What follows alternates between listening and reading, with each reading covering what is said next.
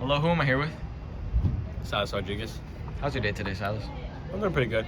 It's How are pretty you, good. Alec? It's been pretty good. A little busy. I like that.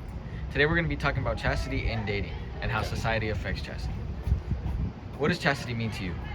Chastity to me is keeping your relationship tight with God.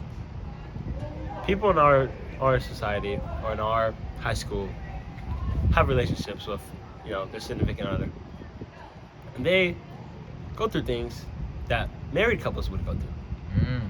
But we need to keep the sacred thing special for everyone. All right, positive. And when we get to the later stages of relationship with others, we get to have that sacred moment with someone. I agree. So how do you think society affects chastity in a positive way and also a negative way? Society affects chastity in a positive way, kind of with movies. We see with love, we see things like dates and how to treat a woman. But then also in movies, we see the not ways to treat others. And overall, I think those society norms have made the chastity term go down in terms of not following, I guess, God's commandments. Very true. It was nice speaking to you, Silas. Thank you. As you can see, in today's high school life, there are still people who can be friends of the opposite sex and keep chastity sacred for marriage. Who am I here with? Sean. How's your day today, Sean? It's okay. Just started. Today we're going to be talking about chastity and dating. What does chastity mean to you? Chastity means to preserve yourself for the right person. So not having premarital sex, from what I know. Yeah, I agree. How do you think society impacts chastity in a negative way? In a negative way. Well, I mean, you can. A good thing about it is you can meet new people, but I feel like a bad thing is like hookup culture. It's not a great thing to do. So that's what I believe in. I agree. Do you think there's any positives to chastity in society, like how celebrities may influence? Well, you can meet a lot of people.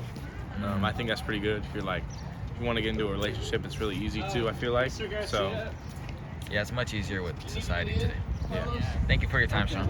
Thank you. In society, it is not highly accepted to really keep chastity sacred. It is often recommended to go against it, and you are very easily influenced to not keep chastity as sacred it is meant to be. As teens, we need to realize chastity is meant to keep our relationship sacred with God and not just have sex in a hookup culture. Who am I here with today? Carlos. Today we're going to be talking about chastity and dating.